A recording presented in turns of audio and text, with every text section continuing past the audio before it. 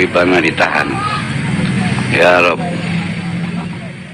Besok, lusa atau kapanpun anak ditangkap, anak dipenjara, atau anak dibunuh, atau anak diracun, atau anak di bumi hanguskan, bersumpahlah, berjanjilah demi Allah, jangan pernah kalian padamkan api-api perjuangan yang selama ini telah saya nyalakan, saudara-saudara. Siap lanjutkan perjuangan? Siap bangkit lagi? Siap sampaikan kebenaran? Allahu Akbar, Allahu Akbar, Allahu Akbar.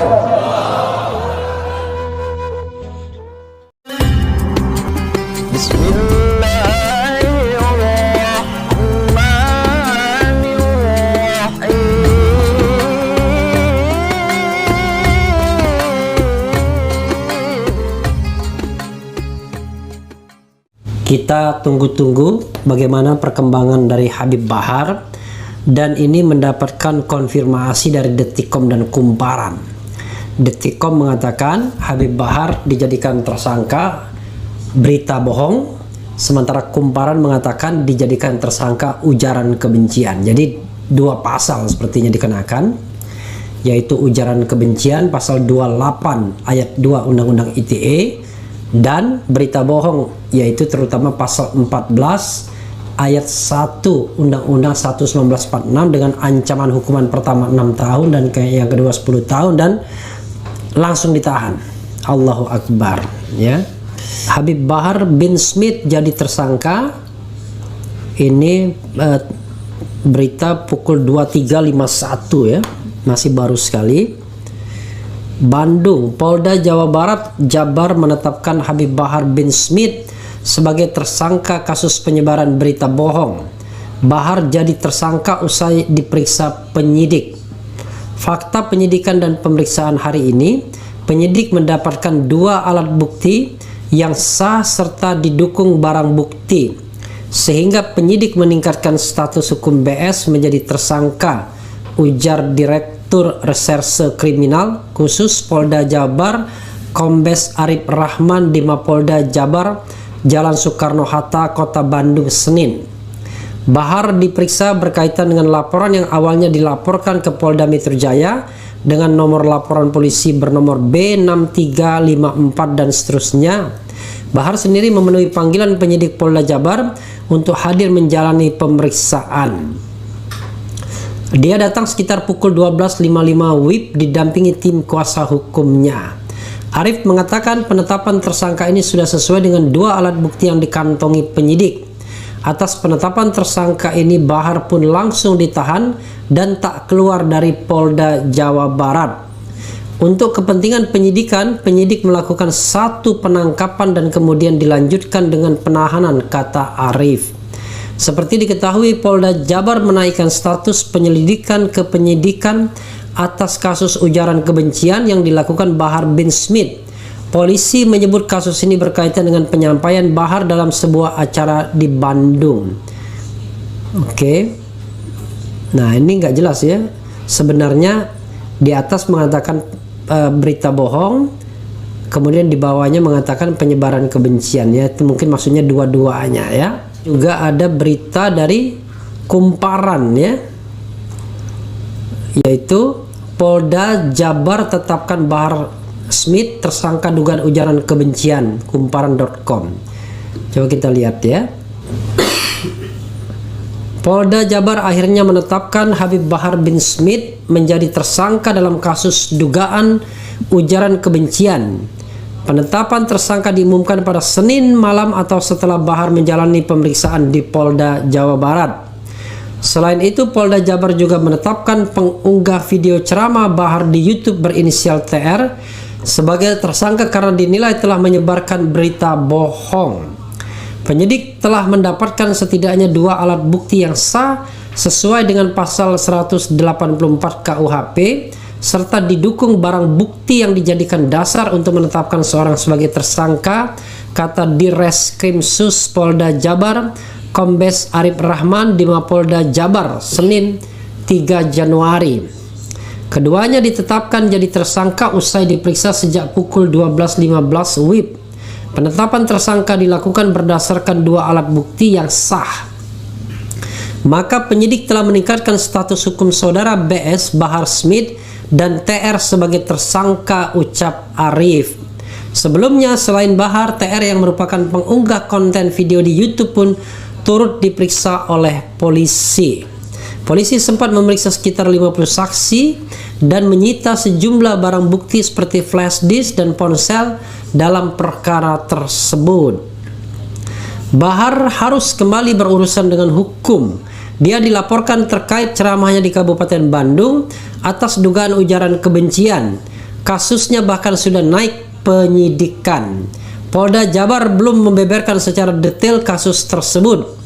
Habib Bahar dijerat dugaan tindak pidana menyebar informasi untuk menimbulkan rasa kebencian dan atau permusuhan individu dan atau kelompok berdasarkan sara sebagaimana dimaksud dalam pasal 28 ayat 2 jungto pasal 45A ayat 2 Undang-Undang RI nomor 19 tahun 2016 tentang informasi dan transaksi elektronik dan atau pasal 14 dan pasal 15 Undang-Undang RI nomor 1 tahun 1946 tentang peraturan hukum pidana, ya. Lagi-lagi pasal ini, ya.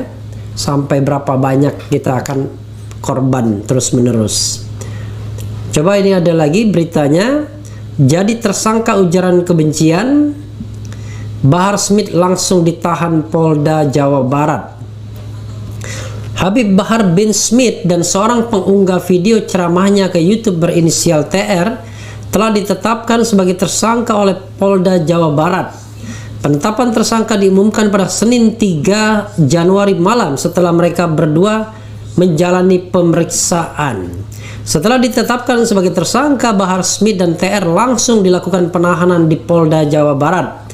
Oleh sebab itu, untuk kepentingan penyidikan dimaksud kepada BS dan TR, penyidik melakukan penangkapan dan dilanjutkan dengan penahanan, kata Dir Reskrimsus Polda Jabar, Kombes Arif Rahman di Mapolda Jawa Barat Senin 3 Januari.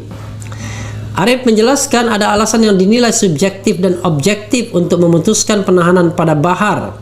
Alasan yang dinilai subjektif yaitu Bahar dikhawatirkan bakal melarikan diri atau menghilangkan barang bukti. Apakah bisa begitu ya, melarikan diri atau menghilangkan barang bukti? Ya, rasanya aneh saja karena barang bukti sudah disita. Satu, kalau melarikan diri rasanya nggak mungkin lah ya, karena justru Bahar orang yang berani bertanggung jawab ya.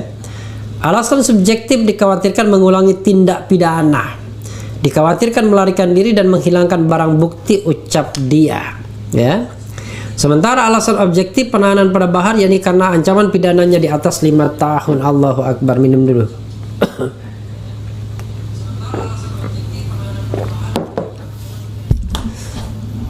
Bahar ditetapkan sebagai tersangka karena dinilai telah menyebarkan berita bohong. TR kemudian mengunggah konten mengandung unsur kebohongan itu di akun YouTube miliknya. Alasan objektif pasal-pasalnya itu di atas 5 tahun penjara, kata dia.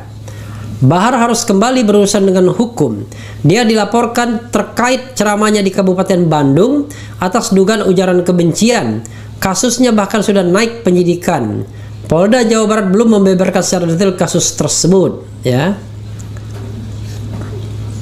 Habib Bahar dijerat dengan tindak pidana menyebar informasi untuk menimbulkan rasa kebencian dan atau permusuhan individu atau kelompok berdasarkan sara sebagaimana dimaksud dalam pasal 28 ayat 2 jungto pasal 45 ayat 2 Undang-Undang RI nomor 19 tahun 2016 tentang informasi dan transaksi elektronik ITE dan atau pasal 14 dan pasal 15 Undang-Undang RI nomor 1 1946 tentang peraturan hukum pidana. Jadi sobat RH sekalian ya, itu yang terjadi ya. Saya hanya ya speechless. Tidak bisa ngomong apa-apa lagi karena begitu mudahnya di negara ini orang dipenjarakan, ditahan ya, dengan ancaman hukuman yang luar biasa, 6 tahun sampai 10 tahun hanya karena menyatakan sikap, ya, walaupun dengan cara keras misalnya. Toh banyak ya video-video yang sama yang diunggah oleh katakanlah mereka yang pro pemerintahan itu, waduh, berisi ujaran kebencian, penghinaan, kemudian juga berita bohong, itu nggak tanggung-tanggung. Tapi ya itulah Allahu Akbar, ya, astagfirullahaladzim. Kita ya saya kira memang ada persoalan dengan penegakan hukum, ya, law enforcement menurut saya. Tapi memang negara ini menjadi tidak mudah menurut saya, ya, jadinya. Karena sekali lagi, kalau ranah perbedaan pendapat, penyampaian opini begitu mudahnya dikriminalkan, kita akan bingung mau menjadi apa negara ini, ya. Atau misalnya politiknya politik belah bambu, ya, satu diinjak, satu diangkat, ya. Saya saya selalu mengatakan mudah-mudahan ke depan kita lebih baik, ya. Ya tetap saja tetap berdoa, ya.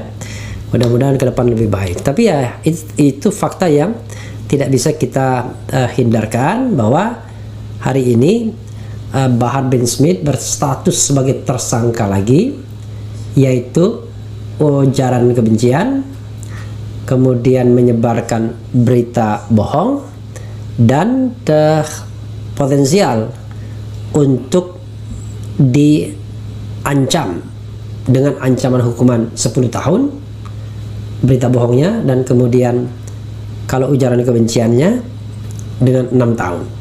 Entah nanti bagaimana proses selanjutnya. Yang jelas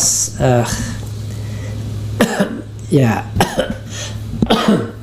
kita katakanlah kita tidak seperti bernegara yang sedang melindungi seluruh rakyat Indonesia, ya, dan seluruh tumpah darah Indonesia.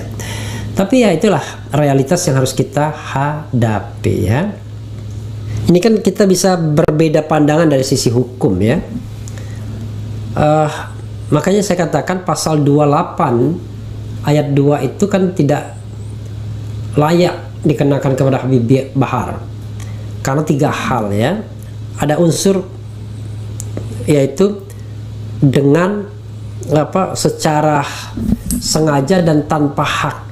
Oke. Unsur tanpa haknya hilang karena dia berhak, karena dia adalah seorang penceramah, seorang ulama, berhak. Dia bukan katakanlah masyarakat umum yang tidak menjalani profesi sebagai penceramah atau katakanlah dai. Kemudian unsur menyebarkan, ya, ujaran kebencian, melakukan penyebaran ujaran kebencian, bukan dia yang melakukan penyebaran itu, ya kan, tapi orang lain yang juga sudah dijadikan tersangka. Nah, yang dia singgung adalah seseorang yang tentu kita tidak bisa katakan sesuatu yang berbasis syarat, ya kan. Makanya saya katakan ketika tadi menjadi ahli Anton Permana, saya tidak bisa mendefinisikan golongan-golongan itu secara precise di Republik ini sekarang, karena golongan-golongan itu berubah-ubah.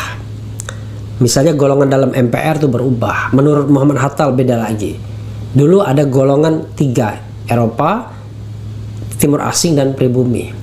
Tapi yang saya tahu, TNI pastilah bukan golongan. TNI adalah alat negara yang mengayomi semuanya. Dia tentara rakyat, tentara pejuang, tentara nasional, dan tentara profesional, ya. Itu yang saya sampaikan saudara sekalian.